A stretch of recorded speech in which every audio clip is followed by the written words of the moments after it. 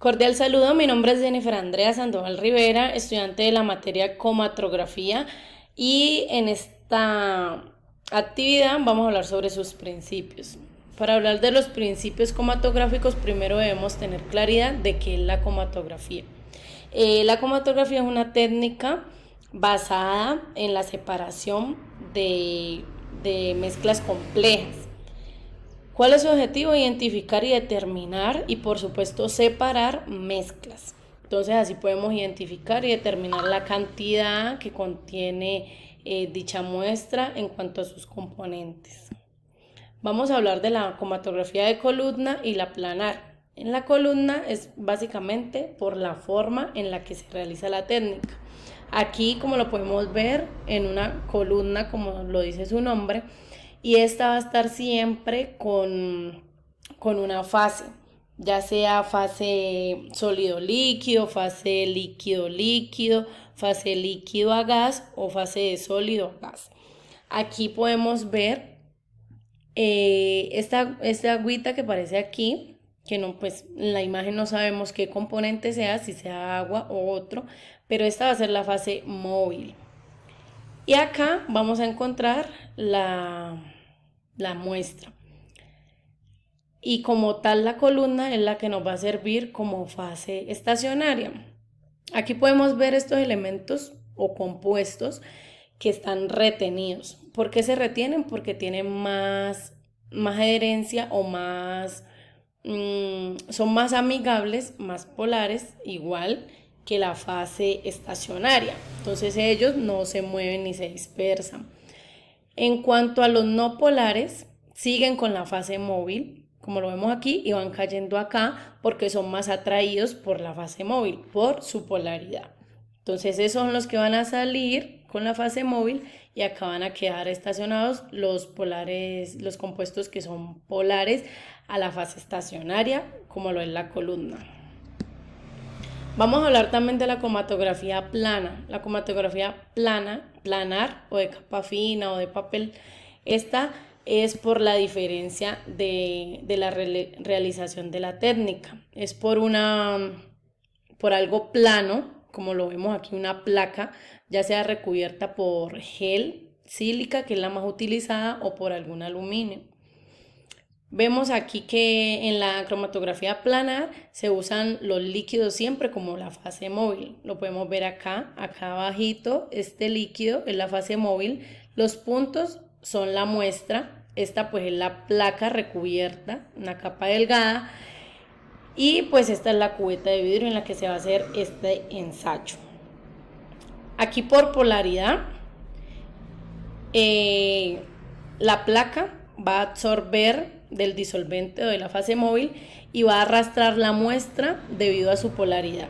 Si arrastra, como lo vimos en la diapositiva anterior, si arrastra es porque es más polar con la fase móvil, y si se mantiene, digamos la muestra aquí, es porque es más polar con la fase estacionaria, que en este caso vendría siendo la placa.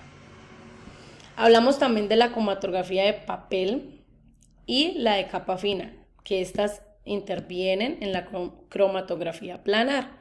Aquí vemos algo muy sencillo, muy chévere, que lo podemos practicar en casa, y es un tipo de separación. Aquí tenemos diferentes papeles con muestras de colores que vienen siendo unos marcadores. La fase de acá es en un plato han colocado alcohol. El alcohol empieza a tocar el papel y este va absorbiendo, y asimismo se va dispersando la muestra. Como podemos ver aquí, este es más polar con la fase móvil y por eso va dispersando el color, igual que acá, pero podemos ver que el amarillo es más polar con el papel porque se mantiene el color allí en el papel, no se dispersa como los demás que vemos aquí. Ahora acá en la cromatografía de capa fina podemos observarlo y es muy parecido al de papel, sino que esta pues es una capa fina, en una lámina. Entonces colocamos el puntico con un marcador que viene siendo la representación de la muestra, lo sumergimos en la fase móvil y podemos ver cómo el color dispersa.